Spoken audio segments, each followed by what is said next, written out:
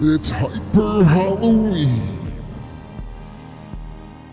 Up first on my low budget or so bad it's good film section is 2002's Scarecrow. This direct-to-video slasher film was directed by Hyp3r. I apologize, I probably butchered that. And it was written by Emmanuel, Jason White, and Bill Cunningham. I love Scarecrow movie monsters, if you couldn't tell from my channel picture. So when I saw there was a horror movie dedicated to one, I was excited. Of course, that movie was Scarecrow Slayer, a sequel to this movie, but I digress. The Scarecrow Slayer DVD did have a trailer for this film, so my point still stands. I mentioned I was excited for these films when I found out that they existed. Well, my excitement quickly dissipated when I first watched these Scarecrow movies. Like I mentioned in my Skin Deep review from last year, I hadn't developed an appreciation for these types of films yet. In any case, let's talk about the plot, as it is. The film starts in a cornfield and is told as a scary story between a group of friends. They tell the story of Lester Dwervick, aka Scarecrow. Kind of hitting the nail on the head there, guys. It's kind of like the writer thought the movie needed more foreshadowing. Anyway, Lester is a bit of an outcast. He's hated by most of his peers for no discernible reason. In any case, Lester is picked on by everyone in his class.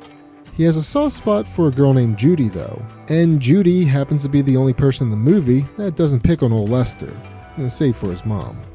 Speaking of Lester's mom, she's apparently a drunkard and a bit of the town bicycle. She's not really there for Lester when he needs her, but she does care about him deep down. Given Judy is the only person that doesn't make fun of Lester, he's attracted to her. He ends up seeing her kiss one of the main bullies, and that, of course, sets him off. He goes home and encounters his mom's belligerent boyfriend of the week. The two exchange words, and the boyfriend ends up killing Lester in a cornfield underneath of a scarecrow.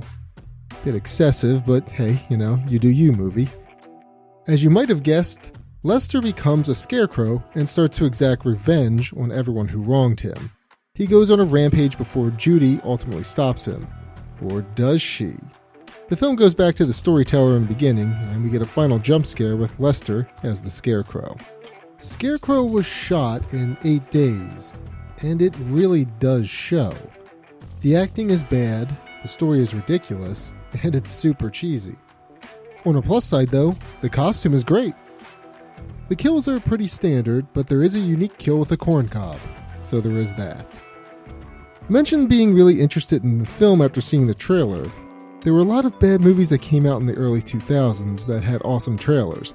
Scarecrow is a prime example of a movie having an awesome trailer, but is meh overall. I say that the movie is meh, and it is from a technical standpoint, but this is the kind of movie that I really enjoy nowadays. It's cheesy enough to keep me interested, and it only gets better once Lester becomes the Scarecrow. Lester goes from a timid and shy individual to a wisecracking murderer. The Scarecrow is funny and is the clear standout of the film. Scarecrow, the movie, was followed up by 2 sequels, Scarecrow Slayer and Scarecrow Gone Wild. Each movie features a different story revolving around a possessed scarecrow. Again, this week's theme is so bad it's good. This movie will not be for everyone, so go into this one with an open mind. I'm just scratching the surface with Scarecrow. It's only going to get better from here. And by better, I mean worse.